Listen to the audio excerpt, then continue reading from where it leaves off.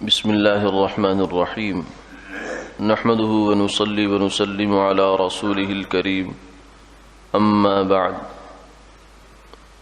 عن ابن عمر رضي الله تعالى عنهما قال لما مر النبي صلى الله عليه وسلم بالحجر قال لا تدخلوا مساكن الذين ظلموا أنفسهم إلا أن تكونوا باكين أن يصيبكم ما أصابهم ثم قنع رأسه وأسرع السير حتى اجتاز الوادي.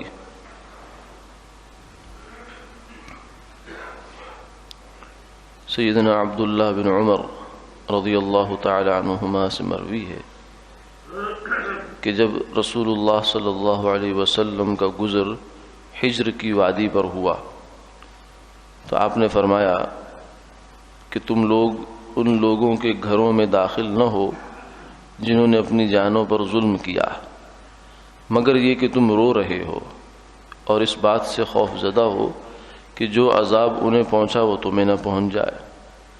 پھر آپ نے اپنا چہرہ ڈھانپا اور سواری کو تیز چلایا یہاں تک کہ آپ اس وادی سے نکل گئے۔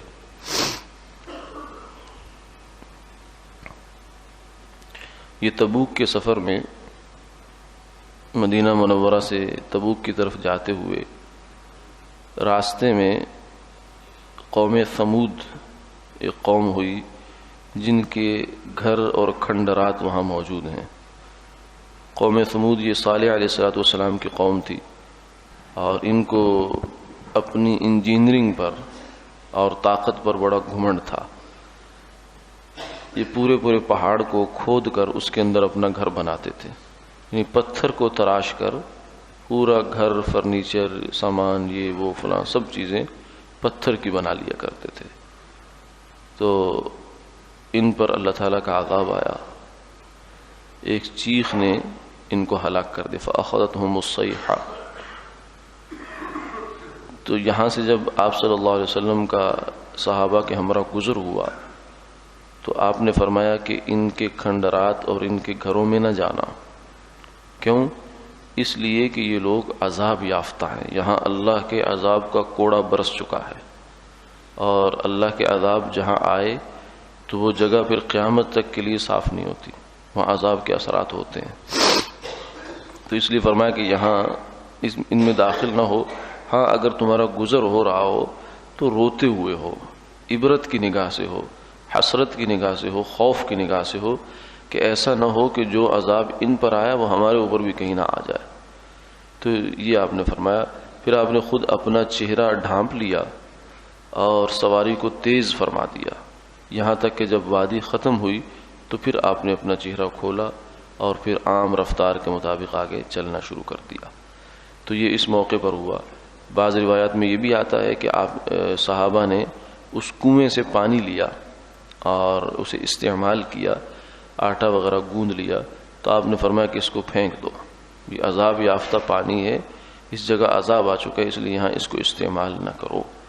تو یہ اس طرح کی جو عذاب یافتہ اقوام ہیں ان کے کھنڈرات، ان کی بستیاں، ان کی ایسی چیزیں وہ عبرت کی نگاہ سے دیکھنی چاہیے، نہ کہ ثقافت اور تہذیب اور کلچر کی نگاہ سے، کیونکہ یہ ثقافت، تہذیب، کلچر یہ کچھ نہیں ہے۔ اصل تو مسلمان اس دنیا میں عبرت حاصل کرنے کے لیے آیا ہے اور اللہ کے رسول کے حکم کا پابند ہے۔ اسی ضمن میں یہ بات بھی آتی ہے کہ جب عذاب یافتہ اقوام کے ہاں جانے کی اجازت نہیں ہے ان جگہوں پر سوائے عبرت کی نگاہ کے، تو یہ جو غیر مسلم ہوتے ہیں ان کی عبادت گاہیں ہیں، گردوارہ ہے، مندر ہے، یا گرجا ہے، یا یہودیوں کی عبادت گاہ ہے، تو ان جگہوں پر بھی آدمی کو سیر سیاحت کی نیت سے نہیں جانا چاہیے۔ ہاں کسی نے عبرت کی نگاہ سے جانا ہو یا حسرت کی نگاہ سے جانا ہو تو ایک الگ بات ہے، ورنہ یہ جگہ سیر کی نہیں ہوتی، کیونکہ یہ شیطانوں کے جمع ہونے کی جگہ ہوتی ہیں، اور جہاں اللہ کی نافرمانی ہوتی ہے، اس کے غیر کی پوجا ہوتی ہے، شرک ہوتا ہے یا کفر کی باتیں ہوتی ہیں، وہاں اللہ کی رحمتیں نہیں ہوتی بلکہ اللہ کی نظر غضب پڑ رہی ہوتی ہے۔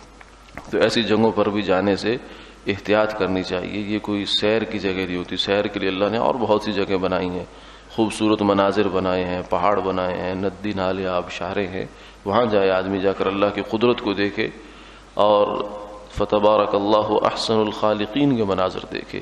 یہ جو غیر مسلموں کی اس طرح کی جگہیں ہیں، ان سے دور رہنا چاہیے آدمی، یا تو اسی اثرات اس کے اندر آتے ہیں، اور پھر کفر اور اسلام کے درمیان جو ایک فرق ہے، کفر کی نفرت جو مسلمان کے دل میں ہونی چاہیے وہ بھی رفتہ رفتہ کم ہو جاتی ہے۔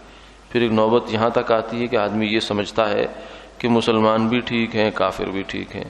جب آدمی یہ کہتا ہے تو پھر وہ ایمان اس کا ہل جاتا ہے، کیونکہ اس کا مطلب یہ ہوا کہ ابو جہل بھی ٹھیک ہے اور جناب رسول اللہ صلی اللہ علیہ وسلم بھی ٹھیک ہیں، ابو لہب بھی ٹھیک ہے، عبداللہ بن ابی بھی ٹھیک ہے، فرعون بھی ٹھیک ہے، موسیٰ علیہ السلام بھی ٹھیک ہیں۔ تو یہ بہت بڑی حماقت ہے اور جہالت کی بات ہے۔ یہ تبھی آتی ہے جب آدمی کفر اور کافروں کے بارے میں نرم گوشہ اپنے دل میں پیدا کرتا۔ ہاں، ان کی ہدایت کے لیے دعا کرنا، ان کے اوپر افسوس کرنا کہ کیسی گمراہی میں پڑے ہیں، یہ انبیاء علیہ الصلوۃ والسلام کی سنت ہے، لیکن کفر کے بارے میں نرم رویہ دل میں نہیں آنا چاہیے۔ اللہ تعالی حفاظت فرما، آمین آمین۔